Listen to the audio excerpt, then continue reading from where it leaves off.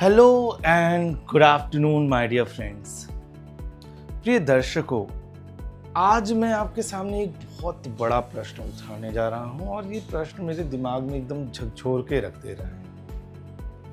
आज का बच्चा सुबह 6 बजे उठता है, 7 बजे स्कूल जाता है, स्कूल से आके दोपहर में वो कोचिंग चला जाता है, कोचिंग से आके सीधे यूट्यूब वीडियो। मतलब दिन भर पढ़ाई करने के बाद हर बार जब आप पीटीएम अटेंड करने जाते हैं तो आपको एक चीज़ सुननी पड़ती है। आपको एक कॉपी दिखाई जाती है जो कि लाल रंग से पूरी रंगी होती है और साथ ही साथ आप ये देखते हैं कि बच्चे का मार्क्स, हर बार बच्चा प्रॉमिस करता है कि इस बार हमने बहुत अच्छी पढ़ाई की है, लेकिन मार्क्स लगातार डिटेरियोरेट होता है।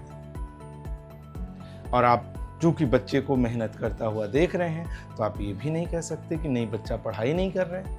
और अगर बच्चा पढ़ाई कर रहा है तो ये मार्क्स कम क्यों हो रहे हैं?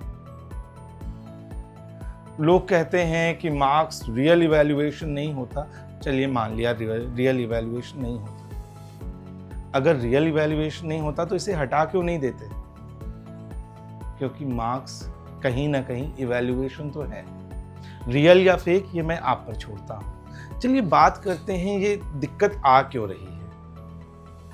लगभग 15 सालों के करियर में, टीचिंग करियर में हजारों बच्चों को पढ़ाने के बाद मैंने एक चीज महसूस किया है कि आज के बच्चे का जो स्टडी पैटर्न है, यानी पढ़ने का तरीका है, कहीं ना कहीं कमी उसमें है।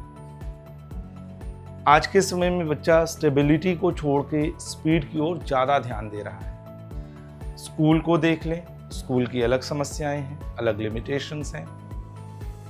कोचिंग को देख लें तो कोचिंग में जहाँ तक मैं समझ पाया हूँ उनकी दूसरी कुछ समस्याएं हैं। बच्चों का एनरोलमेंट एक समस्या है, कंपटीशन समस्या है, और यूट्यूब चैनल्स, उनका तो कहना ही क्या है।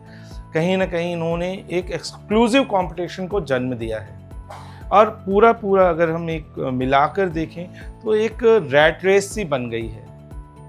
हर कोई भाग रहा है। अरे रुको, समस्या को जानने के लिए आपको रुकना पड़ेगा, समझना पड़ेगा कि प्रॉब्लम है कहाँ। जैसा मैंने पहले बताया, प्रॉब्लम है बच्चे के स्टडी पैटर्न में। चलिए एक उदाहरण के तौर पे एक कहानी के रूप में पढ़ाते हैं, समझाते हैं आपको। एक बच्चा है रवि, एक है शिवम और एक है अरविंद। ये 3 बच्चे एक ही टॉपिक को अलग अलग तरीके से पढ़ते हैं। माना रवि ने 40 मिनट का एक लेक्चर हुआ और उस लेक्चर में टॉपिक फोटोसिंथेसिस अच्छे से पढ़ा और सीख गया। शिवम वो यूट्यूब पे ज़्यादा कंफर्टेबल थे तो उन्होंने यूट्यूब लेक्चर देखा और 10 मिनट की यूट्यूब लेक्चर में उनको फोटोसिंथेसिस अच्छे से समझ में आ गया।